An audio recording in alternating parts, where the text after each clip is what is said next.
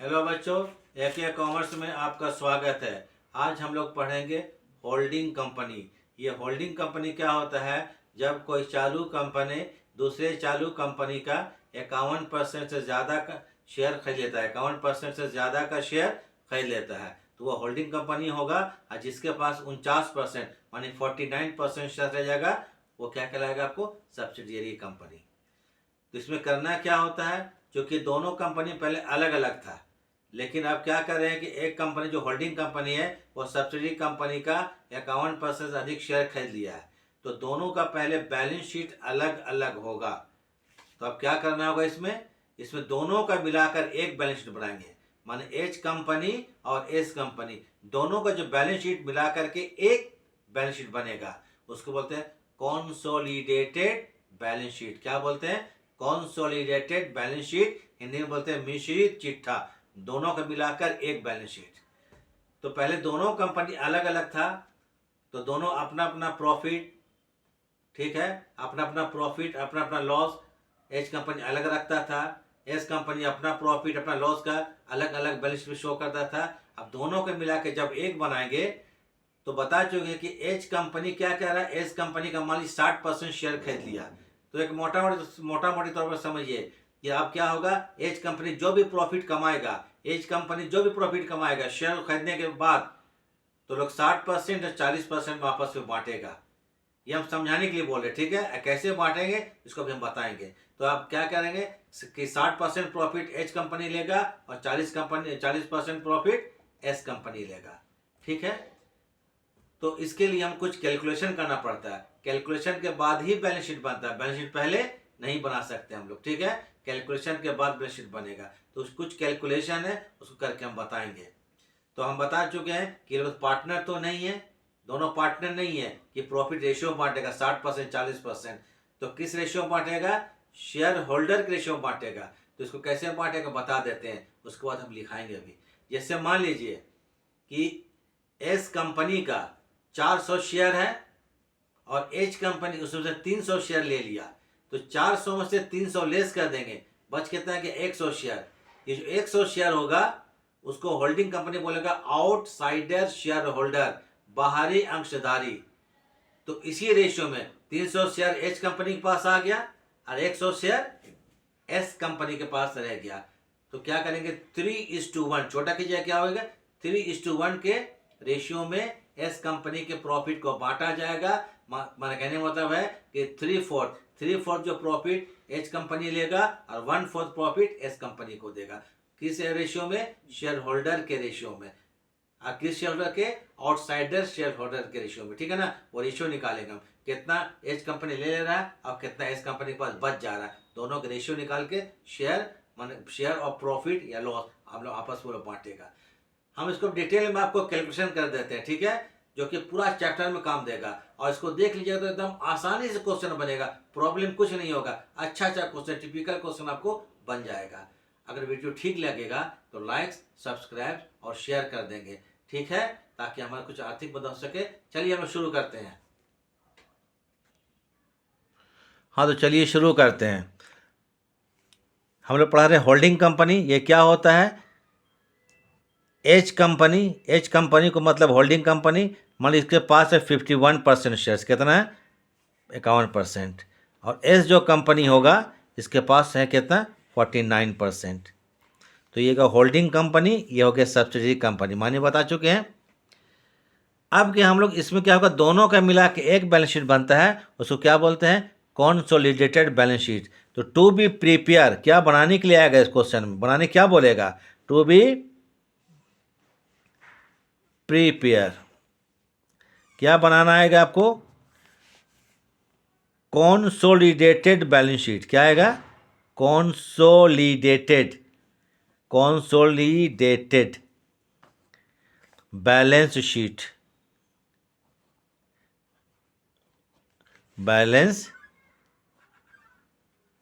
Sheet. यही बनाने के लिए आएगा, ठीक है। इसके बनाने के पहले कुछ कैलकुलेशन करना है, क्योंकि ये लोग पार्टनर्स नहीं है। तो आप कहने का मतलब ये है कि एक मोटा मोटा एग्जाम्पल है कि ये जो एच कंपनी है, एस कंपनी का 49% शेयर खरीद लिया है, तो जो भी एस कंपनी प्रॉफिट कमाएगा, जो भी अर्निंग करेगा, उसका 51% प्रॉफिट कौन एच कंपनी को मिलेगा और इसको अब 49% ही मिलेगा। लेकिन ये परसेंट पर नहीं मिलता है, ये आउटसाइडर शेयर होल्डर के रेशियो में बांटा जाता है। आउटसाइडर का मतलब जो आउट बच गया है इसके पास और जो ये ले लिया है, दोनों के रेशियो में बांटते हैं। वो कैसे बांटते हैं उसको बताते हैं, देखिए। तो पहला देखिए आप लोग क्या पता कर पाएंगे हम लोग, calculation of the number of outsider share holder, बाहरी अंशधारी। बाहरी क्या होता है, बता चुके थे आपको शुरू में कि मान लीजिए कि एस कंपनी का 400 शेयर है और एच कंपनी 300 शेयर ले लिया है, तो 100 शेयर जो बच गया उसको एच कंपनी होल्डिंग कंपनी बोलेगा आउटसाइडर शेयर होल्डर्स। तो देखिए इसको निकालने का तरीका, ये बाय स्टेप चलेगा, अपने मन से कुछ नहीं करना है। Calculation of the numbers of outsider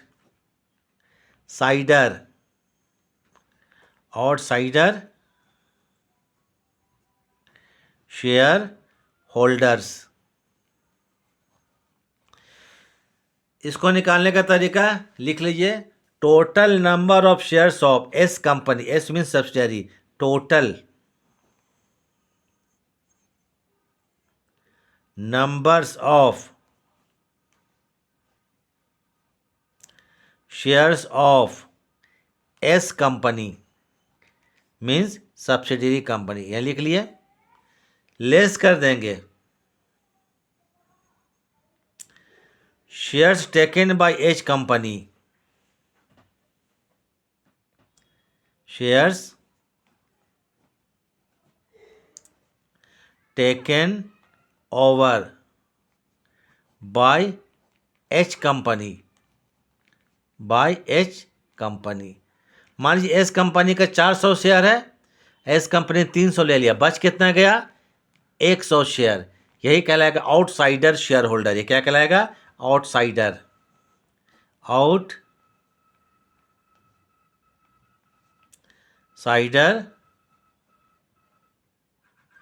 share holders. इसी को निकालेंगे, इसी रेशियो में हम लोग प्रॉफिट को या लॉस को बांटेंगे, इसी रेशियो में। मान लीजिए 300 एच कंपनी के पास है और 100 एस कंपनी के पास है, तो 3:1 में प्रॉफिट या लॉस बांटेंगे। तो पहले इसको निकालना ज़रूरी है, ठीक है। इसके बाद प्रॉफिट को बांटेंगे, तो प्रॉफिट के बंटवारा के लिए प्रॉफिट को हम लोग 2 पार्ट में डिवाइड कर देंगे, एक कैपिटल प्रॉफिट, एक रेवेन्यू प्रॉफिट। कैपिटल क्या होता है, शेयर्स को खरीदने से पहले के प्रॉफिट को क्या करेंगे हम लोग, कहेंगे कैपिटल प्रॉफिट। शेयर्स को खरीदने से पहले के प्रॉफिट को बोलेंगे कैपिटल प्रॉफिट या कैपिटल लॉस, जो भी हो सकता है, ठीक है। तो पहला आता है कैपिटल प्रॉफिट। क्या होता है, कैपिटल प्रॉफिट माने पहले का लाभ। अब बोलेगा सर पहले का क्या लाभ हो सकता है, पहले का लाभ मतलब शेयर्स को खरीदने से पहले का प्रॉफिट, जिसको बोलते हैं प्री एक्विजिशन, पहले का मतलब प्री एक्विजिशन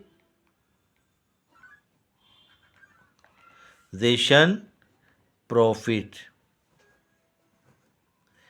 ये मान लीजिए 1/4/2024 माने अप्रैल वाला, चलिए चलते हैं, ठीक है। ये हो गया प्री एक्विजिशन माने पहले का। क्या पहले का, शेयर्स को खरीदने से पहले का profit, pre acquisition profit, shares को खरीदने से पहले का प्रॉफिट, याद रहेगा।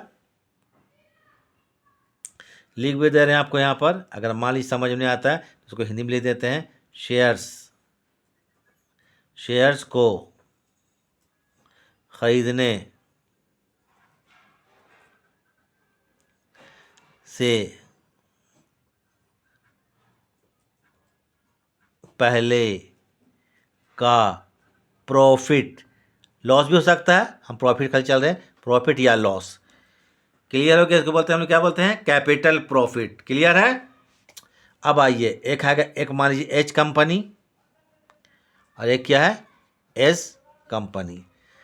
प्रॉफिट आइटम क्या क्या होता है आप लोग तो मालूम है जैसे आपको हो गया general reserve,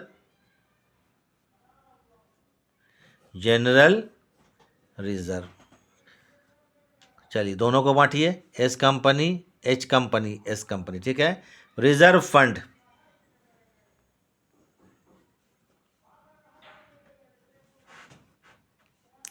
H company, S company.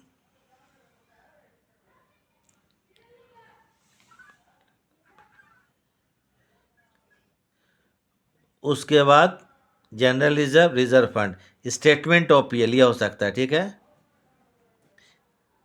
Statement of PL, ये प्रॉफिट है, इसके जगह में लॉस भी हो सकता है तो लॉस लिख देंगे। उसके बाद कैपिटल रिजर्व, ये सब जो आइटम है किसका है, होल्डिंग ये सब्सिडरी कंपनी का है। कैपिटल रिजर्व, प्रपोज्ड डिविडेंड,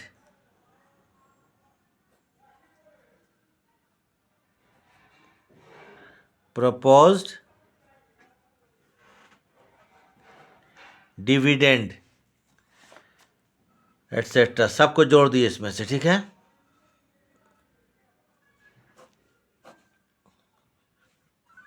ये सब किसका है, एस कंपनी का। जान लीजिए बंटवारा क्या करेंगे प्रॉफिट का, एस कंपनी का। एस कंपनी का कोई बंटवारा नहीं होगा, जो भी डिस्ट्रीब्यूशन होगा एस कंपनी का। इसको जोड़ दी सबको। अगर एस कंपनी का गुडविल है पहले से, मतलब खरीदने के पहले का, तो इसको राइट ऑफ कर देते हैं। तो लेस करेंगे goodwill of S company, less क्या करेंगे, less goodwill of S company, goodwill of, याद रखिए, S company.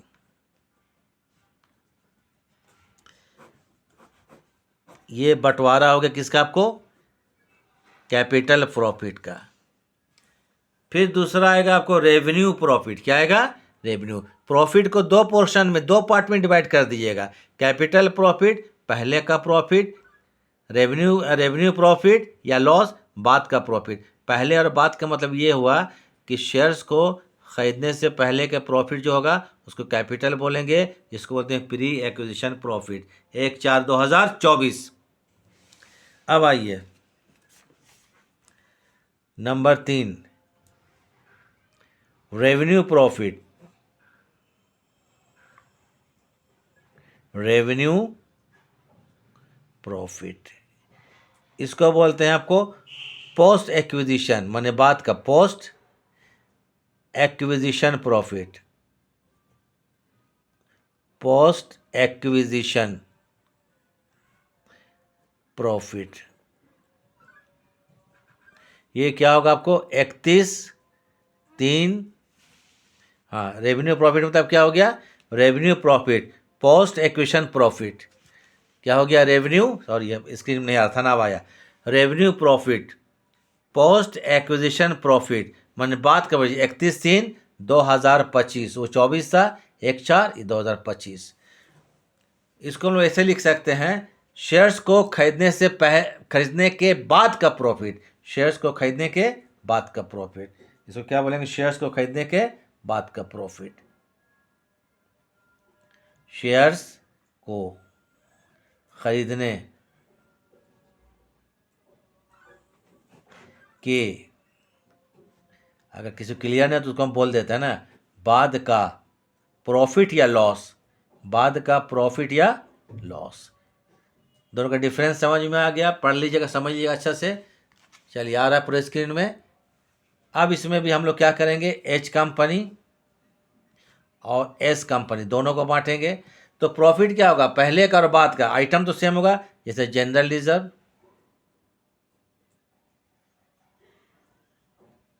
General RES reserve.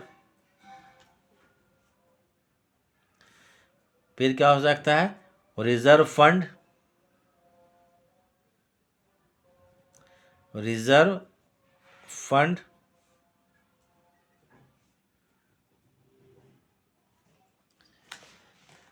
फिर क्या होगा, स्टेटमेंट ऑफ पीएल,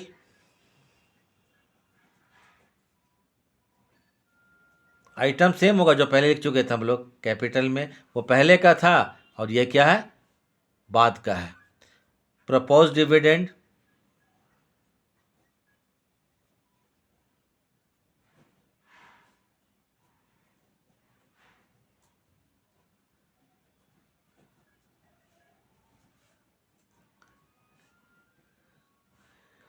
चलिए इसको बटवा के टोटल कर दीजिए अब, ठीक है, ये टोटल हो गया। उसके बाद आपको हम 5 कैलकुलेशन बताएंगे, 5 ही कैलकुलेशन में पूरा चैप्टर आपको, पूरा चैप्टर का पूरा क्वेश्चन 90% क्वेश्चन बन जाएगा, फिर कुछ नहीं आएगा तो उसको देखा जाएगा, ठीक है, बताया जाएगा। अब आते हैं आपको calculation of minority interest.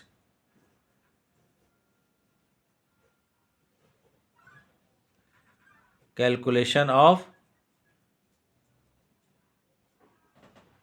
Minority interest.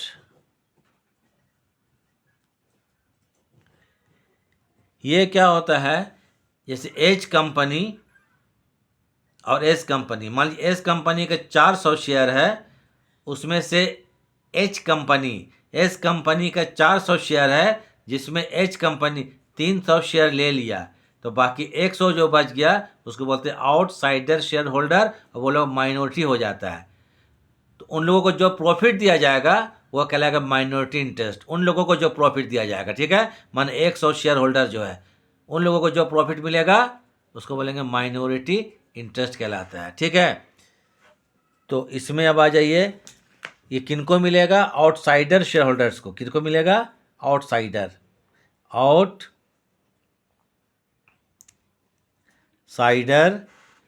माने बाहरी अंशधारी, आउटसाइडर शेयर होल्डर्स। मान लीजिए कि आपको 1000 शेयर्स है, कितना शेयर्स है, 1000 शेयर्स, ये तो क्वेश्चन में होगा, ऑफ रुपीज़ मान लीजिए 10 ईच, रुपए इतना ईच, इसको लिख लीजिए, ठीक।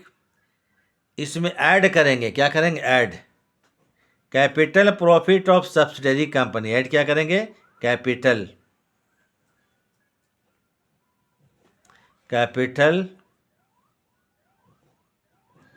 प्रॉफिट ऑफ सब्सिडी मतलब एस कंपनी का ऐड कर देंगे। फिर ऐड कर देंगे revenue profit,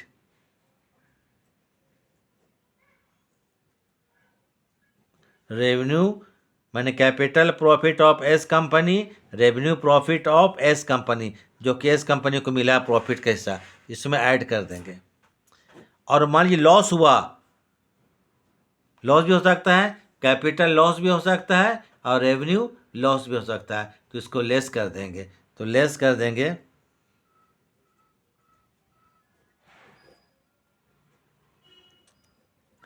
capital loss of S company. अगर लॉस हुआ तो माने या तो प्रॉफिट होगा या लॉस होगा, दोनों एक साथ नहीं हो सकता है, ठीक। फिर लेस कर दिए इसमें revenue loss, revenue loss of S company. ये जो बैलेंसिंग फिगर आएगा ये कहलाएगा माइनॉरिटी इंटरेस्ट, क्या कहलाएगा, minority interest.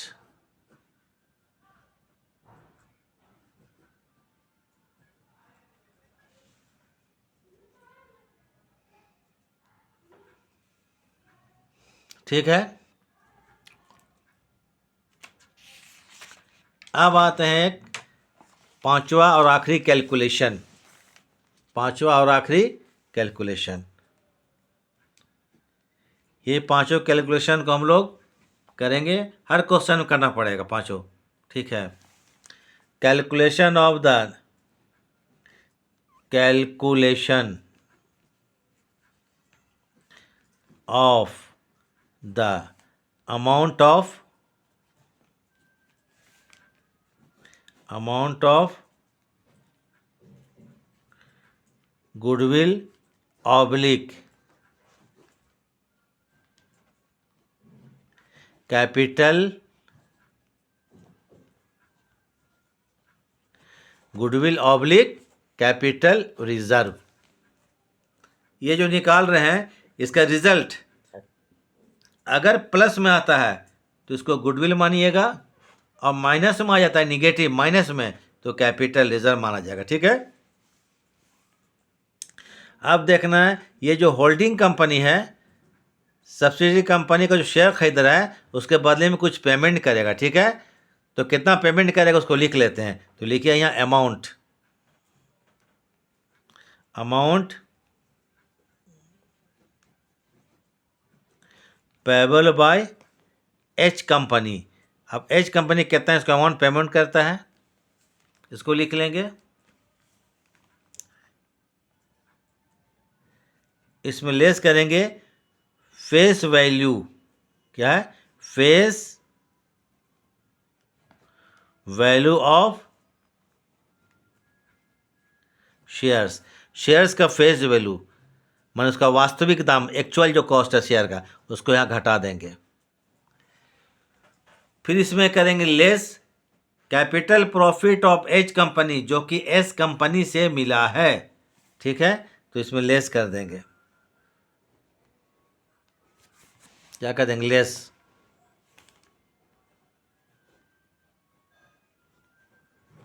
Capital profit of H company, यह क्या, H company from S company, जो कि एस कंपनी से मिला है, फ्रॉम एस कंपनी जो रिसीव किया है, इसको इसमें हम लोग लेस कर देंगे। ठीक, और कभी कभी कैपिटल क्या होता है, लॉस होता है। कैपिटल प्रॉफिट की जगह हम कैपिटल लॉस होता है, तो इसको क्या करेंगे हम लोग, ऐड कर देंगे। ठीक है, ऐसा हुआ तो दोनों में कोई एक ही होगा, या तो ये होगा या तो ये होगा। ठीक है, ऐड करेंगे capital loss, capital loss of H company. ये किससे मिला है, फ्रॉम एस कंपनी, जो एस कंपनी से इसको मिला है बंटवारा में, फ्रॉम एस कंपनी। तो यही सब प्रॉब्लम बहुत ज़्यादा आएगा निकालने में, तो आप लोग बुक में देख लीजिएगा, बुक में क्या टिपिकल, बहुत टिपिकल टाइप से निकाला है। तो ये आपको अगर देखिए, आप यहाँ पर अगर ये प्लस में आता है प्लस, तो गुडविल मानिएगा इसको, और माइनस में आ जाता है तो कैपिटल रिजर्व होगा। ये तो कैलकुलेशन है, लेकिन जब बनाएंगे हम लोग कॉन्सोलिडेटेड बैलेंस शीट, क्या बनाएंगे, कॉन्सोलिडेटेड बैलेंस शीट, तो इसमें कुछ हमारे तरफ ध्यान देने योग्य बात है, कुछ खास बात है। क्या क्या बात है उसको हम लिख देते हैं।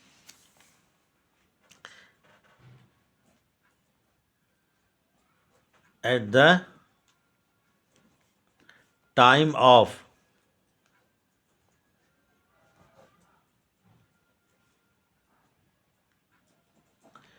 preparing of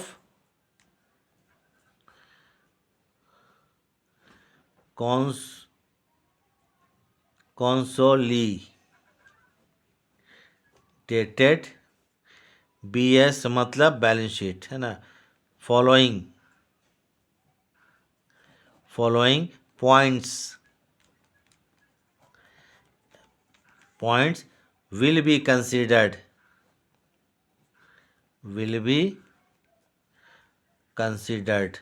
इन बातों को ध्यान में हम लोग रखेंगे, कंसिडर करेंगे। नंबर 1, ओनली एच कंपनीज, मतलब ओनली एच कंपनीज मतलब होल्डिंग कंपनी का, only H companies share capital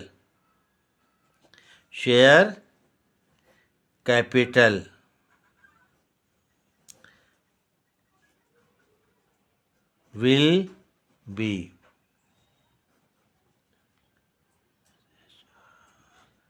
shown in the consolidated balance sheet. ठीक है, माने शेयर कैपिटल जो याद रखिएगा, शेयर कैपिटल खाली हम होल्डिंग कंपनी को शो करेंगे, किस बैलेंस शीट में, कॉन्सोलिडेटेड बैलेंस शीट में। एस कंपनी के कैपिटल को नहीं शो करते हैं, खाली एच कंपनी के शेयर कैपिटल को कॉन्सोलिडेटेड बैलेंस शीट में शो करेंगे।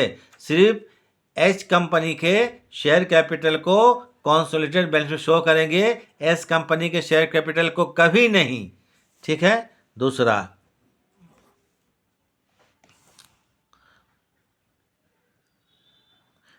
फ्रॉम जो एवब कैलकुलेशन, जो हम कैलकुलेशन किए थे, फ्रॉम एवब कैलकुलेशन, याद रखिए आप, गुडविल जो है, ये गुडविल आया था, goodwill shown in the asset side. कौन side? Assets side of consolidated balance sheet. ठीक है। फिर उसके बाद माइनॉरिटी इंटरेस्ट आया था ना, माइनॉरिटी इंटरेस्ट एंड क्या था, capital reserve, capital reserve shown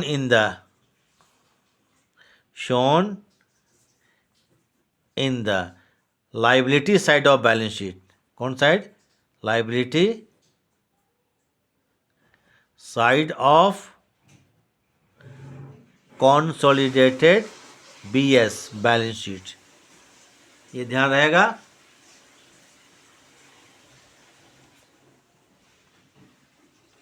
फिर आ जाइए नंबर 3, नंबर 3, कंबाइंड। ठीक है। कंबाइंड मान मिला करके, कंबाइंड कंसोलिडेटेड बैलेंस शीट में, कंबाइंड मतलब एक साथ, कंसोलिडेटेड बैलेंस शीट में एच कंपनी और एस कंपनी दोनों के एसेट्स और दोनों के लायबिलिटीज़ को ऐड करके शो करेंगे। मान लीजिए कि एच कंपनी का, मान लीजिए मशीन 1,00,000 रुपया है, एस कंपनी का मशीनरी 50,000 है, दोनों को जोड़ देंगे 1,50,000 शो करेंगे। ठीक है।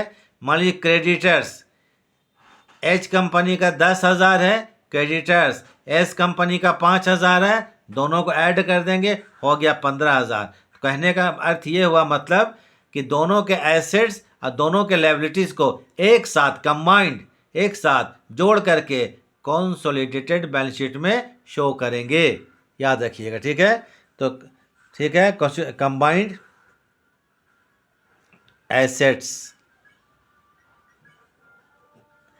एंड